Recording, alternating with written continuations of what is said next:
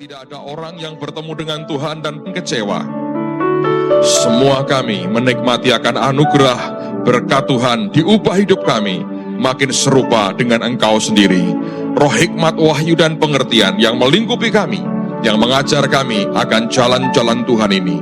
Kemuliaan bagimu di tempat yang maha tinggi, di dalam nama Tuhan Yesus, dan semua yang percaya berkata, amin. Berikan kemuliaan sekali bagi dia. Amen. Mari kita buka firman Tuhan dalam Kejadian pasal yang ketiga. Saya ingin memberikan dasar buat semua saudara. Saudara akan menerima berkat yang utuh dan maksimal dalam kehidupanmu. Kejadian pasal 3. Ayat 17 sampai dengan ayat yang ke-19. Kejadian pasal 3. Ayat 17 sampai dengan ayat yang ke-19. Lalu firman-Nya kepada manusia itu, karena engkau mendengarkan perkataan istrimu dan memakan dari buah pohon yang telah kuperintahkan kepadamu, jangan makan daripadanya, maka terkutuklah tanah karena engkau. Perhatikan ini, terkutuklah tanah karena engkau.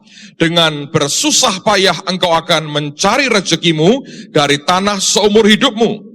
Semak duri dan rumput duri yang akan dihasilkannya bagimu, dan tumbuh-tumbuhan di padang akan menjadi makananmu.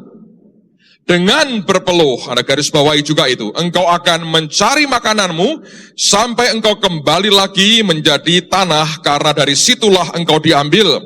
Sebab engkau debu dan engkau akan kembali menjadi debu. Ketika manusia jatuh dalam dosa, ada kutukan yang sempat keluar dari mulut Tuhan.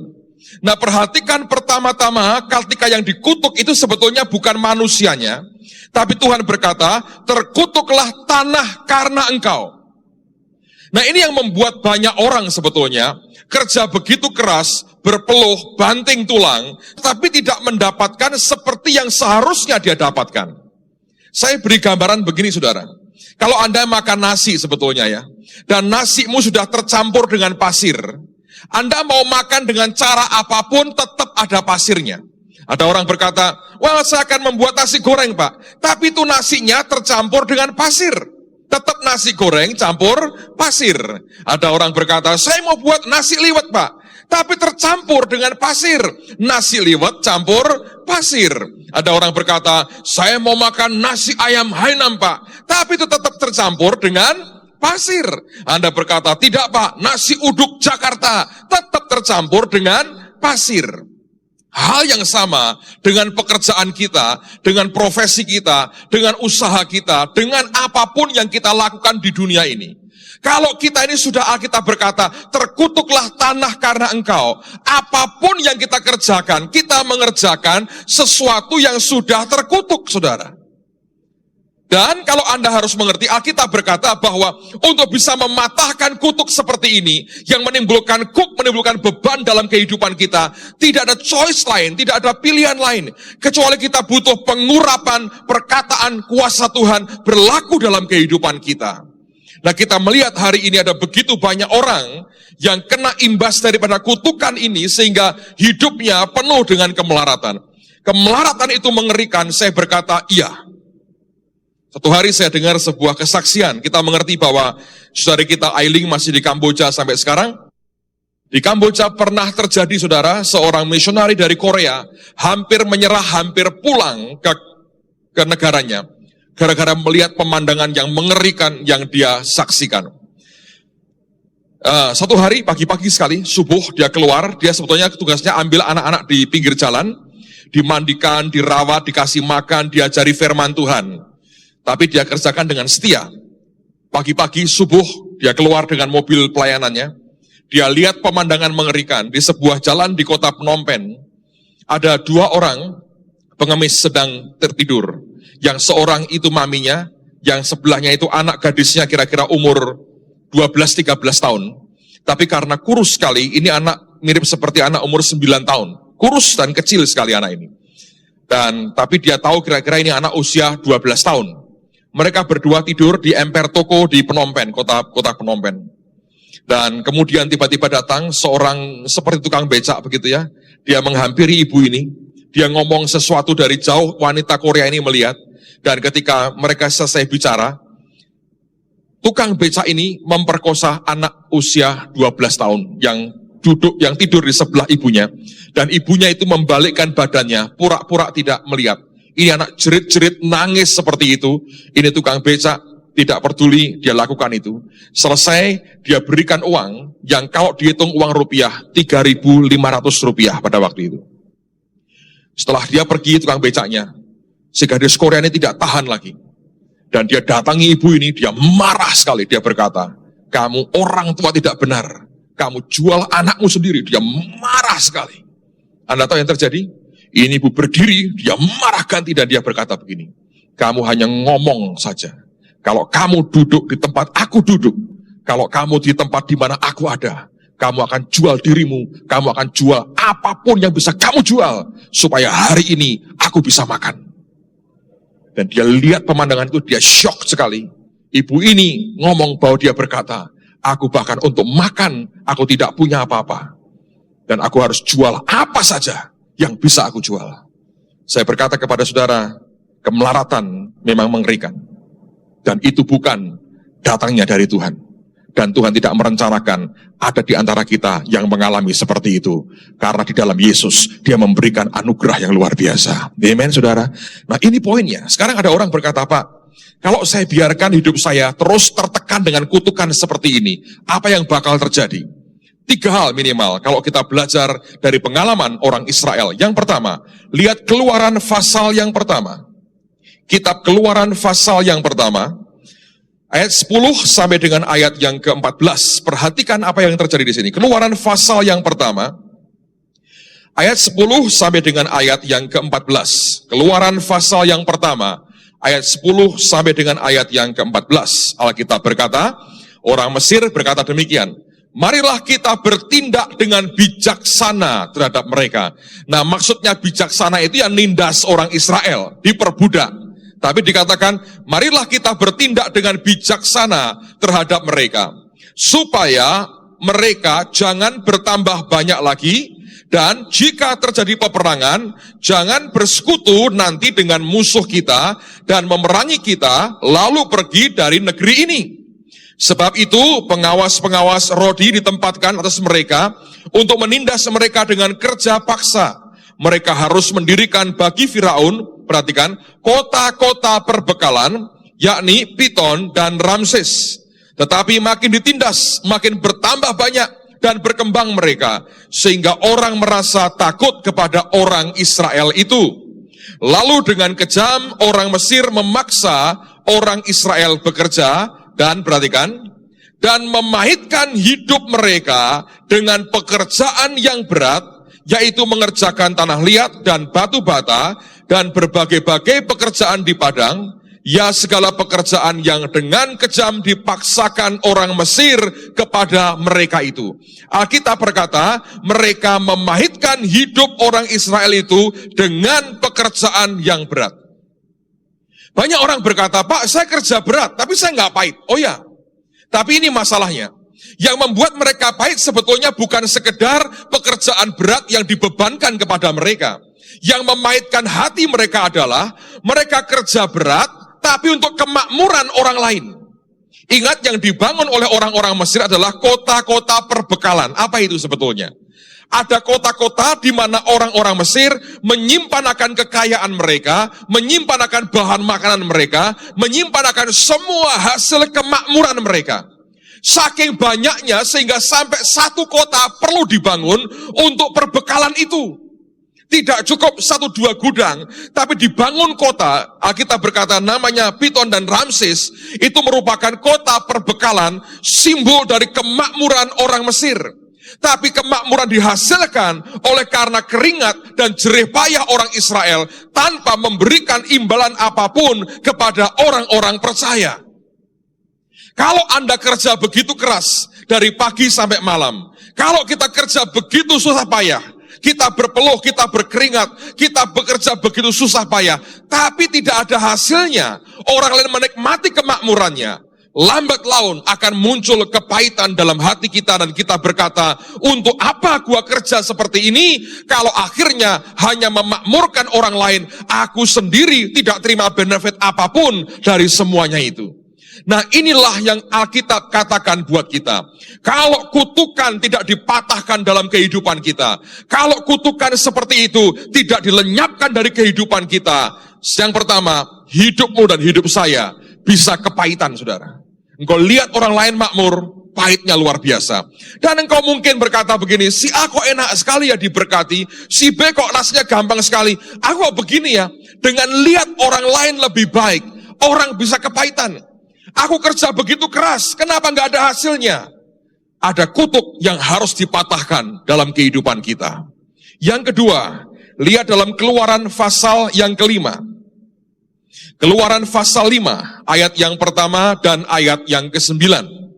Keluaran pasal 5, lihat mulai ayat yang pertama dulu.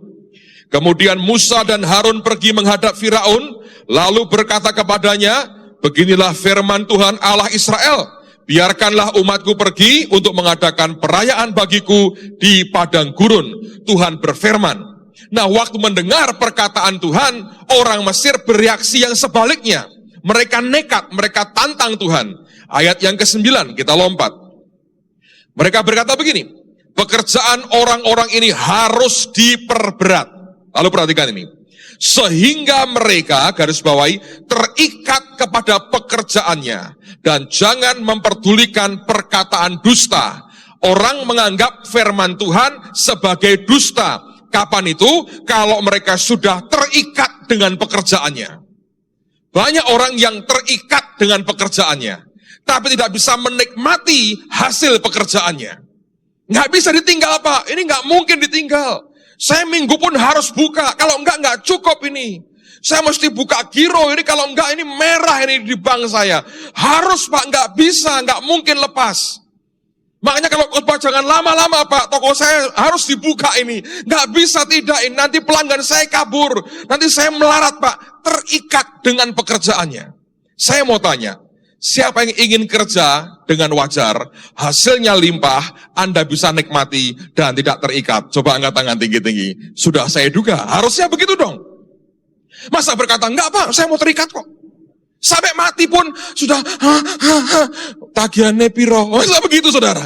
Jangan terikat dengan pekerjaan. Pekerjaan itu alat, di mana kita harus melakukan bagian kita, berkatnya dari Tuhan datangnya, tapi juga kita bisa menikmati dong apa yang kita hasilkan dari pekerjaan yang ada.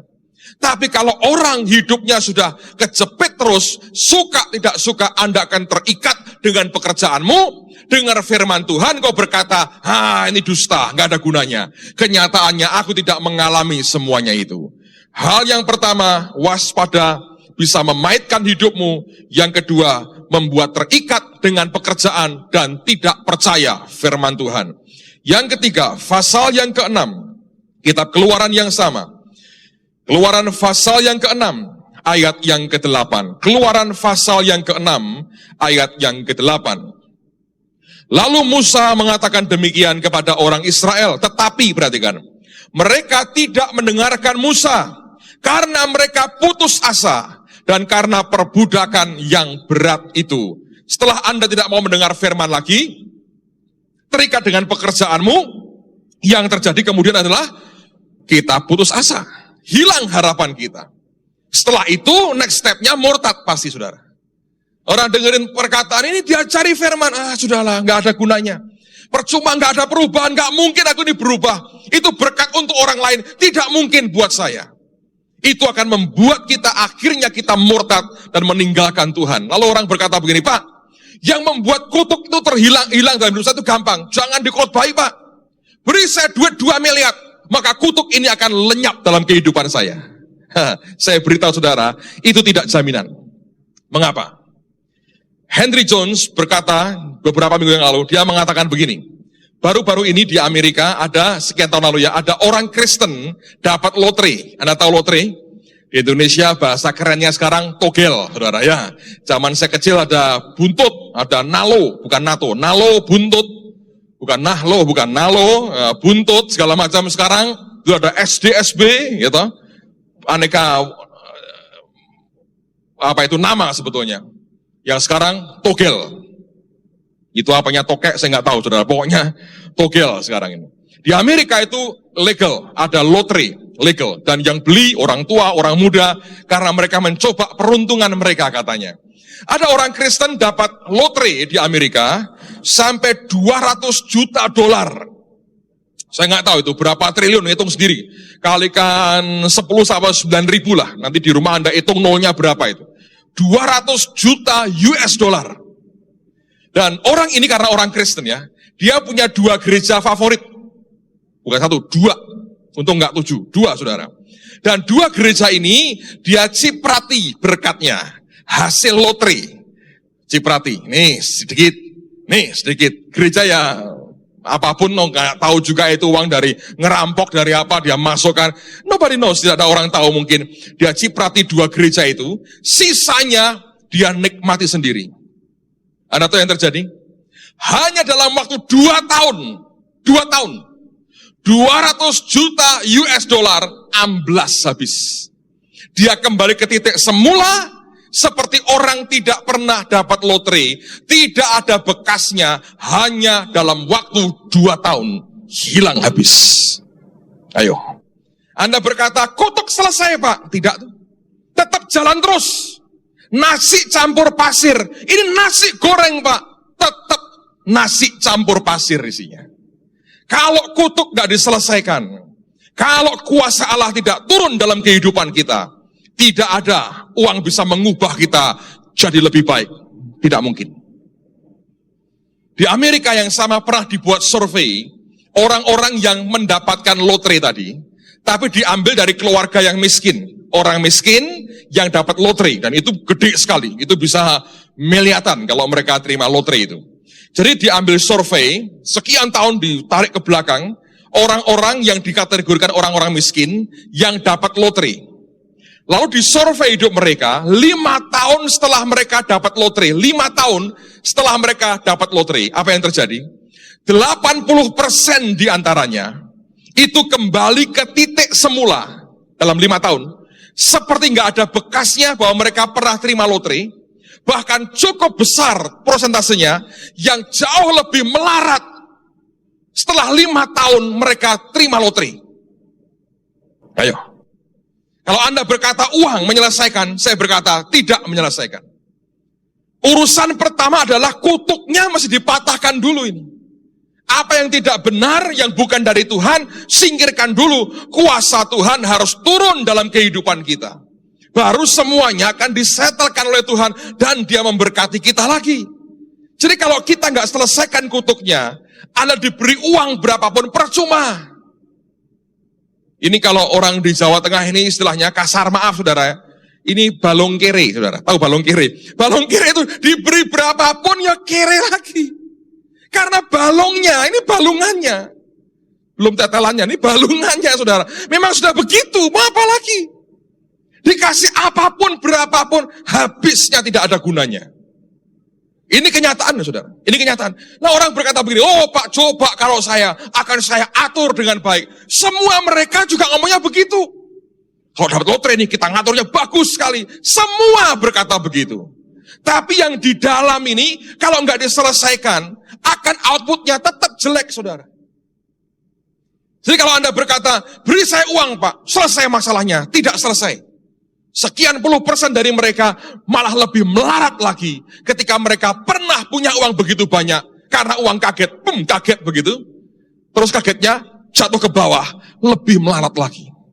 Kenapa bisa begitu? Saya percaya karena yang di dalam tidak pernah mau diselesaikan. Saya bersyukur Yesus menyelesaikan yang di dalam. Dia mengubah dari dalam keluar, bukan dari luar. Berubah mengubah dari dalam. Dalam mengubah yang di luar, itu pekerjaan Kristus kita. Nah, sekarang pertanyaannya begini. Oke, saya mau keluar Pak dari masalah ini. Apa yang harus ada? Ada beberapa hal yang sangat penting yang harus Anda semua harus mengerti. Apa itu? Mari belajar dari Yesus. Harus ada satu atmosfer tertentu yang kita harus bangun dan ciptakan dalam kehidupan kita. Lihat Yohanes pasal yang ke-6. Injil Yohanes pasal yang ke-6. Yohanes pasal yang ke-6. Saya akan baca dari ayat yang pertama, tapi Anda mesti mengerti judulnya adalah Yesus memberi makan 5.000 orang. Saya percaya kita semua sudah tahu ceritanya. Tuhan lagi berkhotbah, melayanikan belasan ribu orang, diperkirakan minimal 15.000 orang hadir pada waktu itu. Dan Tuhan mau para muridnya memberi mereka semua makan. Tapi mereka tadinya ingin supaya mereka beli makan sendiri. Tuhan berkata, tidak, kamu yang harus beri mereka makan. Nah, lihat apa yang terjadi ketika itu ada anak kecil membawa 5 roti dan 2 ikan. Nah, perhatikan akan percakapan ini, lihat bagaimana prosesnya Tuhan melipat gandakan. Nanti kita lihat apa kunci pokok daripada pelipat gandaan dalam kehidupan kita. Yohanes 6 ayat yang ke-9 mulai. 8 lah saya baca. Seorang dari murid-muridnya, yaitu Andreas, saudara Simon Petrus, berkata kepadanya, di sini ada seorang anak yang mempunyai 5 roti jelai dan 2 ikan. Tetapi apakah artinya itu untuk orang sebanyak ini? Ini komentar yang jelek sekali.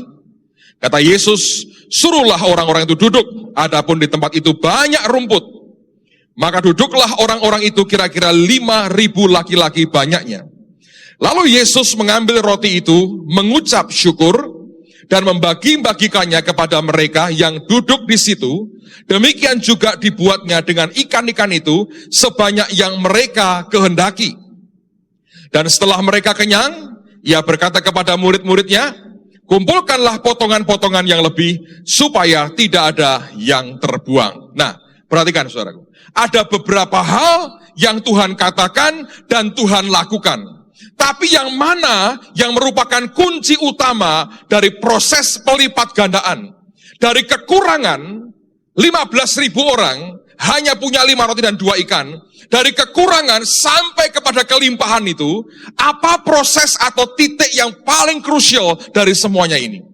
Kalau Anda ingin mengerti, Anda harus lihat akan ayat berikutnya, selanjutnya, supaya engkau mengerti bagian mana yang ditekankan ulang oleh firman Tuhan. Nah, Yohanes oleh karena inspirasi Roh Kudus mengulang satu hal yang Tuhan lakukan. Apa itu? Lompat ke ayat yang ke-23. Tetapi sementara itu beberapa perahu lain datang dari Tiberias, dekat tempat mereka makan roti, perhatikan, sesudah Tuhan mengucapkan syukur atasnya.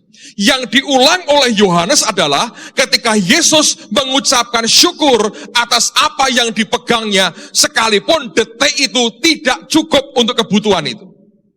Kalau sampai diulang oleh Alkitab, kalau sampai diulang oleh Roh Kudus, maka artinya Tuhan berkata, ini penting buat kita semua mengerti, ini yang esensial, ini yang paling baku, ini yang paling penting. Jangan sampai engkau kehilangan ini. Dan dia berkata, Yesus mengucapkan syukur atas apa yang ada di tangannya, sekalipun detik itu sebetulnya masih kurang.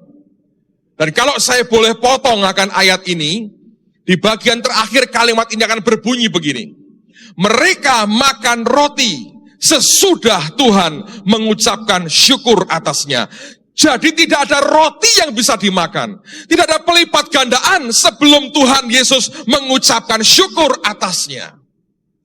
Oleh karena itu, perhatikan baik-baik. Untuk kita boleh menikmati mujizat Tuhan, dilepaskan dari semua belenggu dan kutuk yang ada.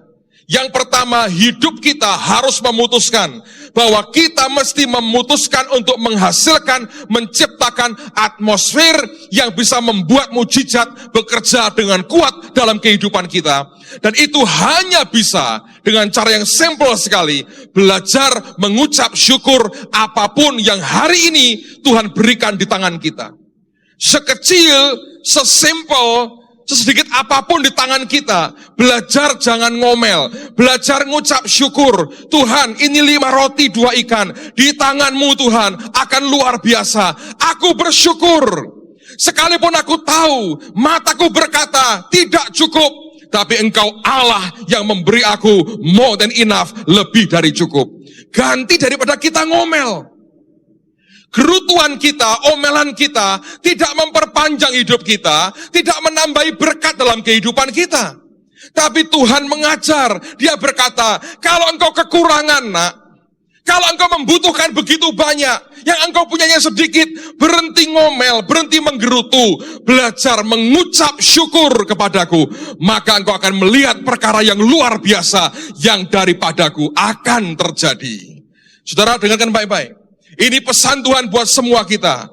Mulai hari ini, berhenti menggerutu, berhenti berkeluh kesah, belajar mengucap syukur, walaupun kita hari ini hanya sedikit yang di tangan kita. Tapi kalau kita belajar mengucap syukur, akan menciptakan atmosfer mujizat yang luar biasa dalam kehidupan kita.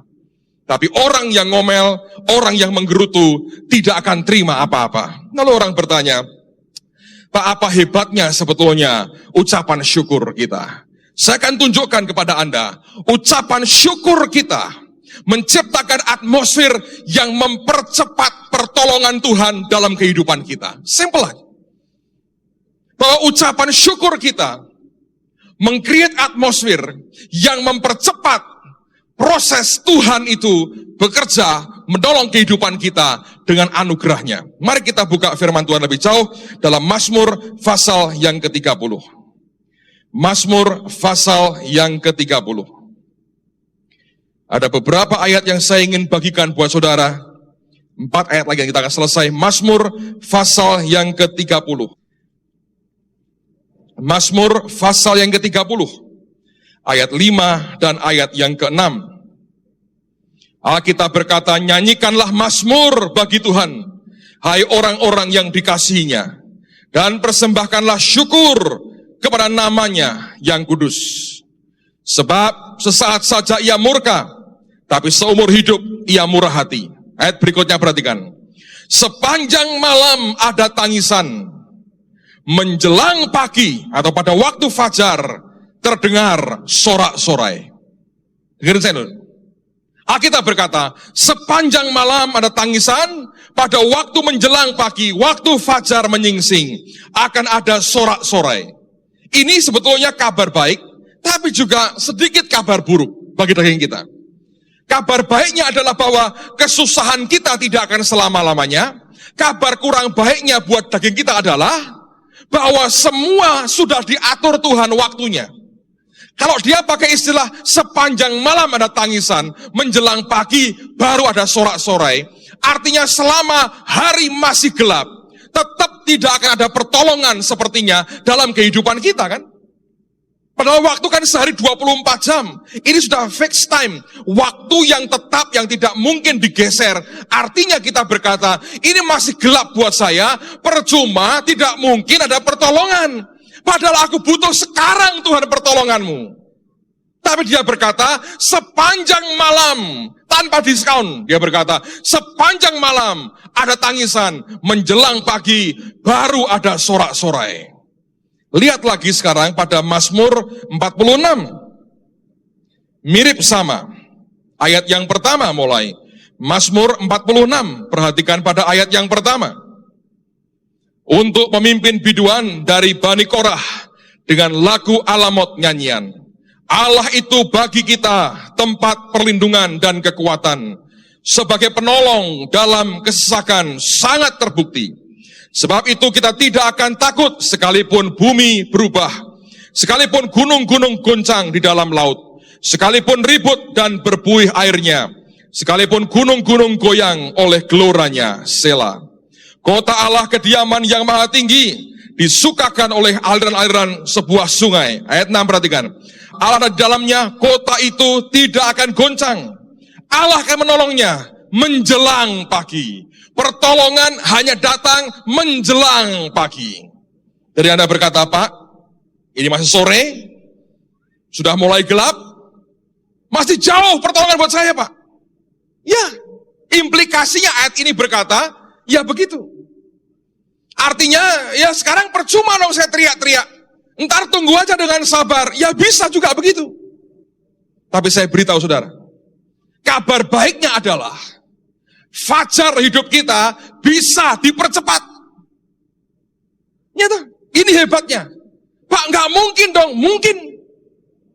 Fajar hidup kita bisa dipercepat. Wah, nggak mungkin Pak, mungkin. Karena dongeng pun itu yang kuat di Jawa Tengah ini mengatakan fajar bisa dipercepat. Mau tahu ceritanya? Saya dongeng buat saudara. Anda tahu namanya Candi Roro Jonggrang? Nah, ada ceritanya. Dengerin baik-baik anak-anak ya, dengerin baik-baik. Di Alkitab nggak ada ini, cuman dongeng. tapi biasanya dongeng itu membuat Anda lebih ngerti. Ada seorang perempuan cantik katanya, namanya Roro Jonggrang. Ada seorang pemuda sakti yang jatuh cinta dengan Roro Jonggrang dan melamar Roro Jonggrang. Saya nggak tahu detailnya, sudah lupa. Pak Marso bisa menjelaskan dalam Panglipuran minggu mendatang kalau ada yang tanya. Dan singkat cerita, Roro Jonggrang menolak cinta si pemuda ini. Tapi untuk menolak langsung dia takut. Dia berkata, wah kalau aku nolak langsung gawat ini. Kalau marah menakutkan, tidak ada orang bisa nahan kesaktiannya. Lalu Roro Jonggrang ini berpikir, bagaimana menghalangi supaya aku jangan kawin dengan pemuda ini. Kemudian Roro Jonggrang berkata begini, kalau kamu mau menikah dengan aku, boleh. Syaratnya satu. Dalam waktu 1 malam, bangunkan aku 1000 candi. 1000 candi. Dan kamu harus sendirian. Tidak boleh ada orang lain aku lihat membantu kamu. Sendirian dalam 1 malam, bangunkan aku 1000 candi. Mateng, saudara. Dalam hati dibilang, rasakno sekarang. Bagaimana membangun